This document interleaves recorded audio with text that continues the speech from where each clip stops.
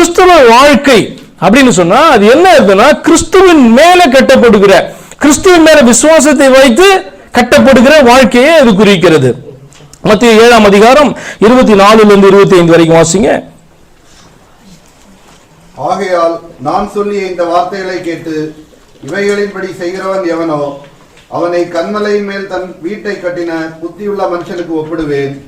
பெருமழை சொரிந்து பெருவெள்ளம் வந்து காற்று அடித்து அந்த வீட்டின் மேல் மோதியும் அது விடவில்லை, ஏனென்றால் அது கன்மலையின் மேல் அஸ்திபாரம் போடப்பட்டது. ஹல்லேலூயா.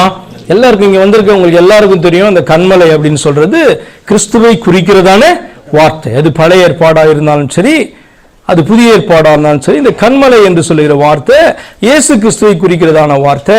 அப்ப கன்மலையின் மேல ஒரு அஸ்திபாரத்தை போட்டு ஒருவன் இந்த உலகத்திலே காணப்படும் அந்த வீட்டை கட்டும் பொழுது பாறை மேல் கட்டப்பட்டபடினால அந்த வீடு என்ன ஆகுமா, ஒரு பெரும் அழிவிலிருந்து அது தப்பித்துக் கொள்ளும் என்று சொல்லி ஆண்டவர் சொல்றாரு.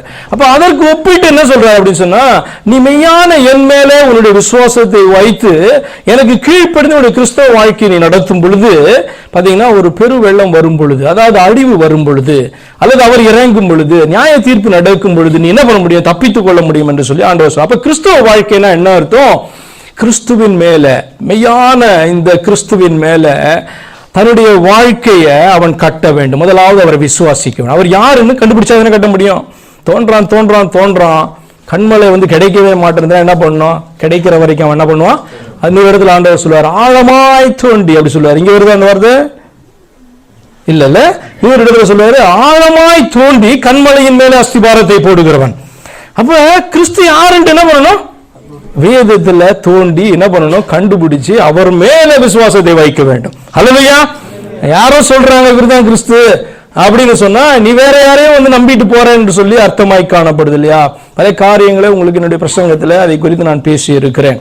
அப்ப கிறிஸ்து அப்படின்னு சொன்னா அவர் தான் நம்முடைய மெய்யான தேவனாய் காணப்படுகிறார். இப்ப நம்ம வாசிச்சோம் இல்லையா கொஞ்ச நேரத்துக்கு முன்னாடி அந்த யோவான் 5ஆம் அதிகாரத்தை, அதுக்கு மேல நீங்க கொஞ்சம் போய் பார்ப்பீங்கன்னு சொன்னா 5ஆம் அதிகாரத்தை அவர் சொல்றாரு, வேத வாக்கியங்களை ஆராய்ந்து பாருங்கள், உங்களுக்கு அதனால் நித்திய ஜீவன் உண்டென்று நீங்கள் விசுவாசிக்கிறீங்களே, என்னை குறித்து சாட்சி கொடுக்கிறதும் அதுதான். ஹல்லேலூயா.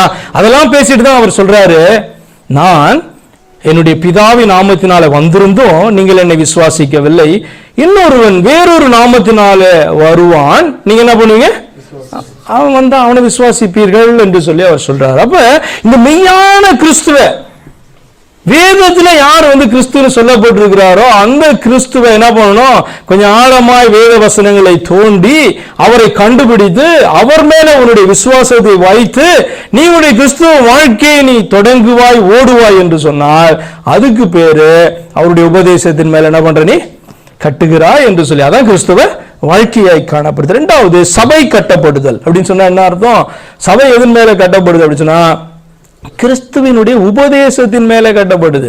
யாருடைய உபதேசத்தின் மேலேயே கிடையாது, இந்த இயேசு கிறிஸ்துவின் உபதேசத்தின் மேல தான் சபை கட்டப்படுது. 2 யோவான் 1ஆம் அதிகாரம் 9வது வசனத்தை வாசிங்க. கிறிஸ்துவின் உபதேசத்திலே நிலைத்திராமல் மீறி நடக்கிற எவனும் தேவனை உடையவன் அல்ல. கிறிஸ்துவினுடைய உபதேசத்தில் நிலைத்திராமல் மீறி நடக்கிற எவனும் தேவனை உடையவன் அல்ல.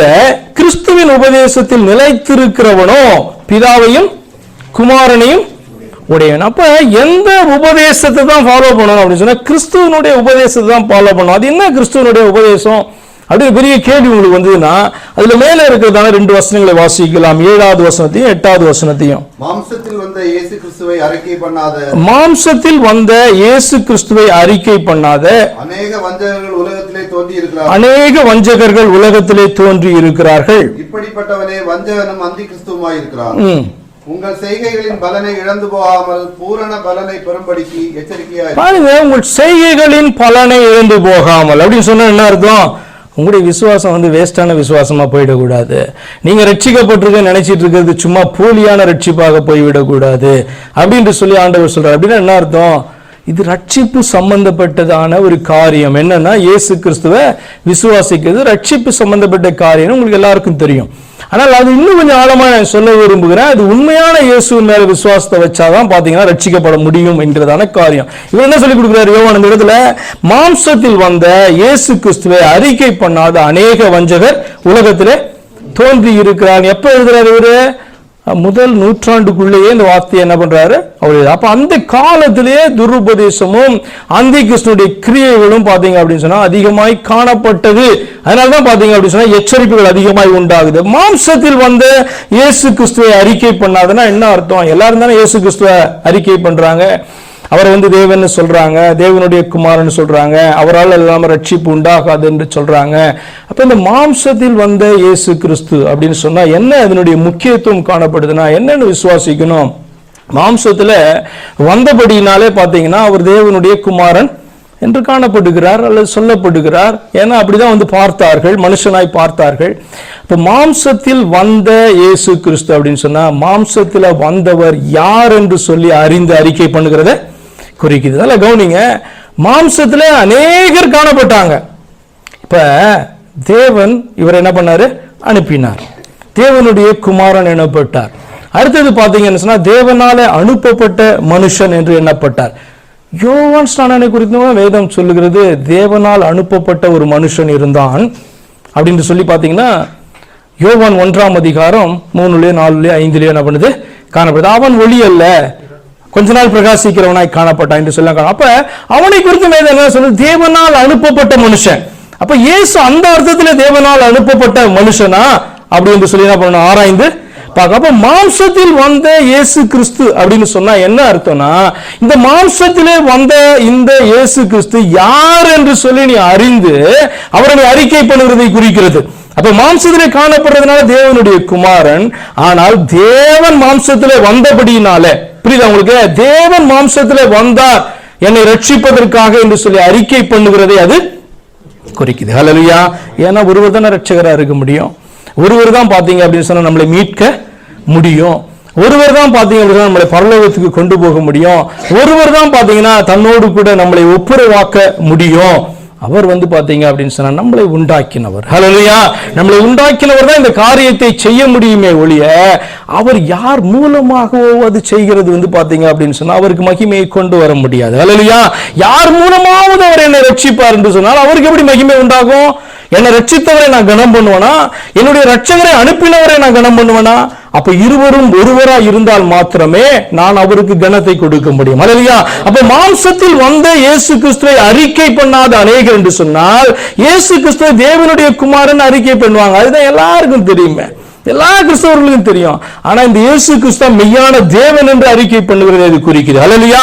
இந்த தேவனுடைய குமாரன் எனப்படுகிறவர் அவர் தேவன். தேவன் மாம்சத்துல அவர் வந்தார், தேவனை காண்பிப்பதற்காக வந்தார். என்னை கண்டவன் பிதாவை கண்டவன் என்று சொல்லி அவர் என்ன பண்ணார்? அறிக்கை பண்ணார். என்னை ஏற்றுக்கொள்ளாதனால் நீங்க பாவத்துல சாவீர்கள் என்று சொன்னார். நானே அவர் என்று நீங்கள் அறிய வேண்டும், உணர வேண்டும் என்று சொல்லி அவர் சொல்லிக் கொடுத்தார். அப்படின்னா என்ன அர்த்தம்? மாம்சத்தில வந்த இந்த இயேசு கிறிஸ்து யார் என்று அறிந்து அறிக்கை பண்ணுகிற காரியம். சும்மா இயேசு கிறிஸ்து அவர் தேவன் அப்படின்னு அறிக்கை பண்ணுறார். அவர் மட்டும்தான் தேவன். ஹல்லேலூயா. அவர் மட்டும்தான் தேவன் என்று சொல்லி அறிக்கை பண்ணுவார். என்ன பண்றான்? அவன் பிதாவை உடையவனாயிருக்கிறான்.